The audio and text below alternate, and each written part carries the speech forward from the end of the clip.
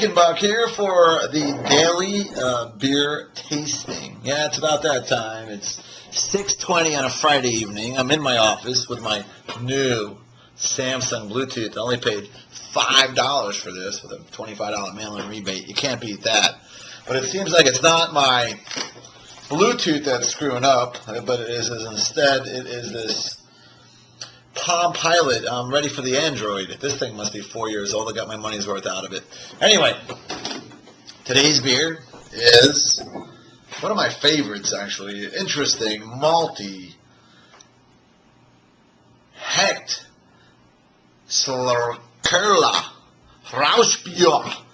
And you'll see right here that it's a, we always call it the Sri Lanka Rauschbier, maybe because we can't read it.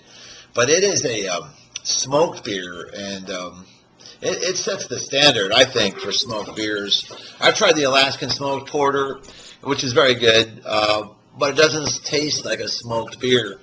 This one is just out of this world. It tastes like bacon, and it's an acquired taste. The commercial description is simply Echt Original Slurkerla Martin Smoked Beer. Considered the classic example of its category, has been brewed for centuries in the Baroque town of Bamberg and Franconia, Bavaria, which is southern Germany. Following the most ancient malting traditions, all its select barley malts are kilned over a fire of beech wood, just like Budweiser, they use beech wood. Logs at the Schlenkerla, I can barely pronounce it, maltings, brewed in its classic copper vessels and matured for months in historic cellars. Extralenka Rauschbier is a truly unique smoky beer experience. I'll agree, it is a unique smoky beer experience, and today I have a much better bottle opener, which done. And I'm going to use this same glass I used last time. It's a St. Bernardus, beautiful glass to pour it in, and we'll see. Now the head's building nicely, and we can see that it is a dark, kind of a, I guess it's just simply a dark, I'm putting it over by some light, it's simply a dark brown beer. The nose on it, you can smell the smoking, you can smell the malt. It smells like a fireplace, actually. And here goes. Absolutely smoky.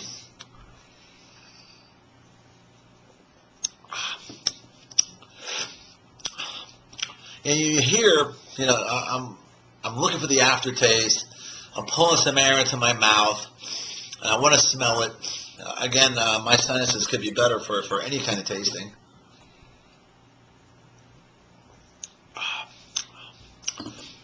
I just love this beer. And you know, somebody said to me one day, you know, that beer doesn't taste good. I think it's bad. And I tasted this beer, and it actually was the Stella Artois on draft over at the Hop Double Grill. So I tasted the beer. I said, well, it tastes exactly like it should. It tastes like, you know, a mass-produced lager, and it tasted, you know, okay. It wasn't bad at all, and it wasn't, you know, it's not a great beer, but it tasted good.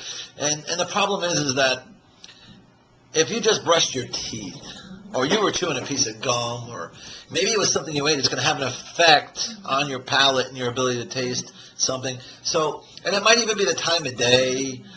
Does a beer taste better to you, for example, after you worked your butt off all day, particularly if it's hot out, and it is just fantastic, and at another time, you're just not feeling it, if you will. So you come to a lot, you know, your beer has something, but you come to your beer with something yourself, and that's going to have an effect on how that beer tastes. I hope that made sense. And today we tried Sri Lanka Rauschbier, highly recommended smoked beer from Germany. If you get a chance, I recommend that you try this. And If you're in New York City, of course, you can stop by one of our bars, David Copperfield's House of Beer or the Hop Devil Grill. They carry this beer, but a lot of other fine beer bars do too. Thank you for listening.